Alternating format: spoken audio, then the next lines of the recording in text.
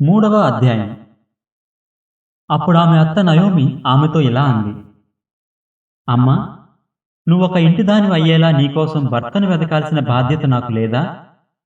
ఇదిగో, బోయజు మన బంధువు. నువ్వు పనిచేసింది అతని పనమ్మాయిలతోనే. ఈ రాత్రి అతను కళ్ళం దగ్గర బార్లీ గింజల్ని తూర్పారబట్టిస్తున్నాడు. కాబట్టి స్నానం చేసి కాస్త పరిమళ తైలం పూసుకో. మంచి బట్టలు వేసుకుని కళ్ళం దగ్గరికి వెళ్ళు. అతను తిని తాగే వరకు నువ్వు అక్కడున్న సంగతి అతనికి తెలియనివ్వకు.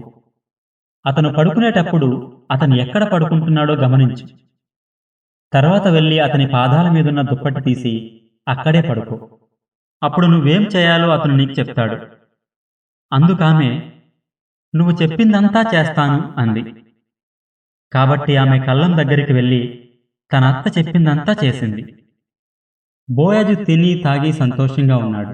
తర్వాత అతను ధాన్యం కుప్ప పక్కన పడుకోవడానికి వెళ్ళాడు.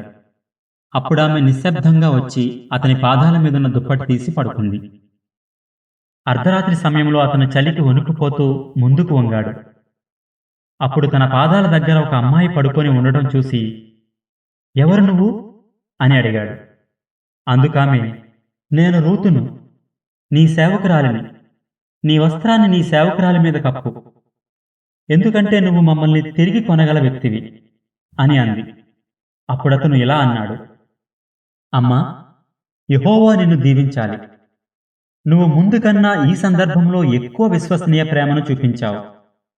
ఎందుకంటే పేదవాళ్లే గాని ధనికులే గాని యువకుల దగ్గరికి నువ్వు వెళ్ళలేదు. అమ్మా, భయపడకు. నువ్వు అడిగిందంతా చేస్తాను. నువ్వు చాలా మంచిదానివని ఈ నగరంలో ఉన్న ప్రతి ఒక్కరికీ తెలుసు. నేను మిమ్మల్ని తిరిగి కొనగల వ్యక్తిననే మాట నిజమే. కాని మిమ్మల్ని తిరిగి కొనగల వ్యక్తి ఇంకొకతనున్నాడు. అతను నాకన్నా దగ్గరి బంధువు. ఈ రాత్రి ఇక్కడే ఉండు. ఒకవేళ రేపు పొద్దున అతను మిమ్మల్ని తిరిగి కొంటే మంచిది. అతన్నే కొనని. కానీ ఒకవేళ అతనికి మిమ్మల్ని తిరిగి కొనడం ఇష్టం లేకపోతే యెహోవా జీవము తోడు, నేనే మిమ్మల్ని తిరిగి కొంటాను. తెల్లారే వరకు ఇక్కడే పడుకో.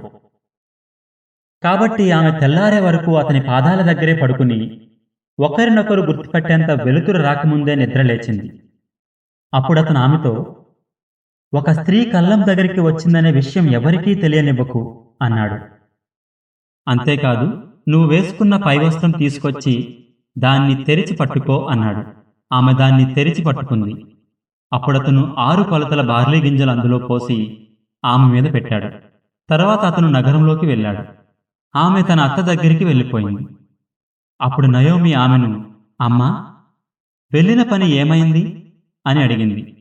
అప్పుడామె బోయజు తనకు చేసిందంతా నయోమికి చెప్పింది. ఆమె ఇంకా ఇలా అంది. అతను నాకు ఈ 6 కొలతల బార్లీ గింజలు ఇచ్చి, మీ అత్త దగ్గరికి ఒట్టి చేతులతో వెళ్ళకు అన్నాడు.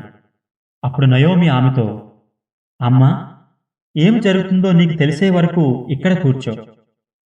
ఎందుకంటే ఇవాళ ఈ విషయాన్ని తేల్చే వరకు అతను విశ్రాంతి తీసుకోడు అంది.